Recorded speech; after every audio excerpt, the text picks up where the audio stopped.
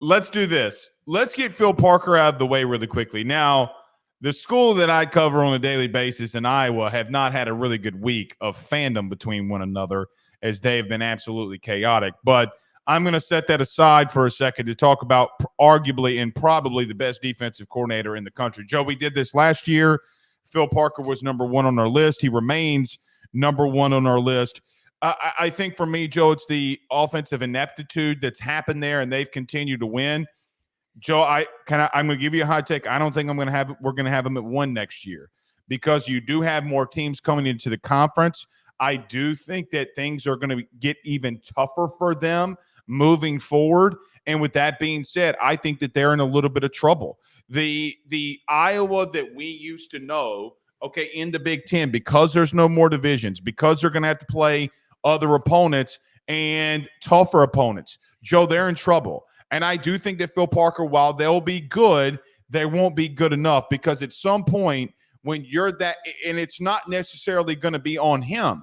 They're defensively, I still think that they'll be okay and fine. The problem is when you can't score and you put that much on a defense, I think that they have we're looking at a team in Iowa that is going to really go through a gauntlet here in the next couple of years. Even though I believe that Phil Parker is the best right now, and he's remained the best for us in the last 2 years, things aren't going to be easy anymore. You're not in Kansas anymore, Dorothy. You're about to start playing in a real top-tier conference with these other teams coming in. So, look, they were in arguably the weakest division. I'm not going to say in sport, but the division they were in was pretty weak the last couple of years. Wisconsin was down. Who is Rutgers? I mean, like, what are we discussing here? Nebraska. So I just look at them and say, Joe, for me, I still think he's really great. I think they recruit and develop really great. It's not going to matter now that you have new teams coming into the Big Ten. I mean, I think that your take on Iowa should be separate from the take that you have on Phil Parker because, yeah, their future outlook is completely up in the air because it's not just going to be a week-to-week knock around against Minnesota and against Illinois and these crappy teams. Okay. Let me rephrase what I'm saying then. I don't think he's going to get away with playing bad teams every week, and he's going to get a little bit exposed. I don't think he's going to get exposed. I think that Phil Parker has proven over how long he's been a defensive coordinator at Iowa that even without premier talent, he is still able to coach a really good defense. I think the perfect example is the Big Ten championship game. Their offense was dog shit. There was no expectation that their offense was going to really do anything. That is a separate joke that we've spent plenty of time laughing about. But the way that they were able to make Michigan look more human than most of the other opponents that they saw, I think is pretty notable. And if I remember correctly, I don't think Cooper DeJean was like really fully healthy and available for that game. So for him to find success with a bunch of nobodies outside of Cooper DeJean, nobodies. There's no first round premier talent coming out of that team. He had a first round pick last year in Van Ness. How many times wait, but how before you guys continue to say he doesn't have nobody? Wait. Okay, he puts out one first round pick because he's a really good defensive coach. How many times do we see multiple defensive first round picks from the best defenses in the country every single year? Whenever LSU is the best defense, they'll put out multiple guys. Whenever Alabama is the best defense, heck, this year they're about to put 3 guys into the NFL in the first round with 2 DBs and Dallas Turner that were first round picks. And we talked about last offseason how bad Kevin Steele was. All I'm trying to say is that he has had one premier player and then he has had nothing to work with. He has consistently been, just from a schematic standpoint, one of the most disruptive and difficult to keep up with defensive coordinators in college football. And I don't think that's going to change until he retires. They're going to stagnate because their offense is going to be mediocre and they're going to have to play harder opponents. But I still don't think that their defense is going to shift very much. When you have to play teams like Washington, Ohio State, and you're going to have to start playing others, you're going to get exposed. Because, Joe, after a long season, you don't think Ohio State, Washington, UCLA, those teams that are going to be able to score on them, that they're not going to get exposed? I mean, I would actually I think the inverse is the reality here, that teams like Washington and Oregon that have had such easy offensive proficiency playing against good-ish defenses are suddenly going to be challenged by a defense like this. If they can't score on Nebraska last year, do you that has nothing to do with their defense. We're talking about their defense. It does. See, here's the problem that I have when we have these kind of debates.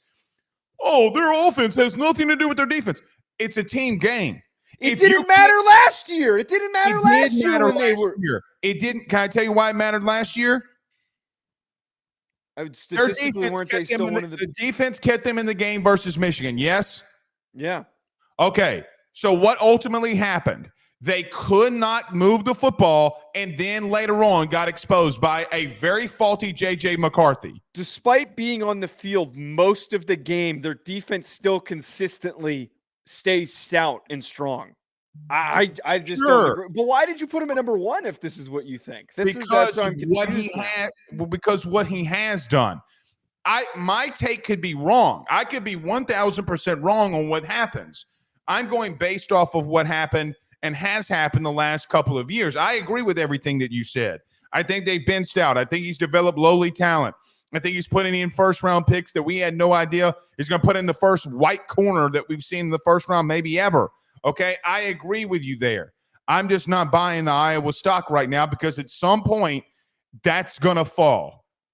I'm telling you, with these new teams, it's going to fall. When you can't score and your defense is on the field every single week and they're having to keep you in the game, now, Joe, the opponents get tougher, right? Like, it's like me saying, okay, imagine being in the SEC East before Georgia became Georgia and playing in the SEC West. There was a reason why Jim McElwain's Florida kept getting to the SEC championship game. Want to know why? Because the division that they were in sucked.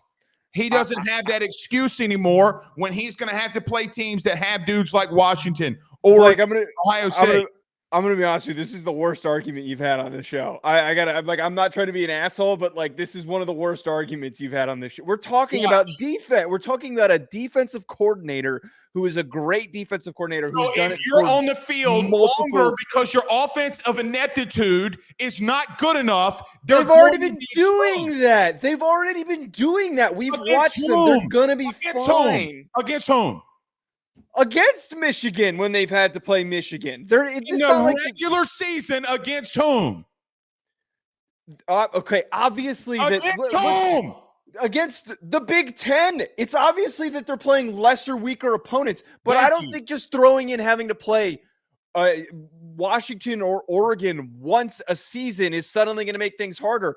I fully believe that teams like UCLA and USC and Oregon are going to have a lot of offensive troubles when they have to play Iowa because they're not going to be used to the environment. Completely disagree.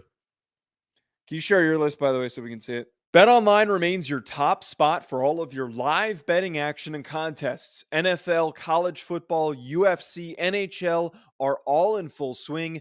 BetOnline is your number one source for wagering news, odds, trends, and predictions with both desktop and mobile access at any time. Head to BetOnline today and use promo code BELIEVE, that's BLEAV, for 50% off your first deposit. That is a 50% welcome bonus. BetOnline, where the game starts.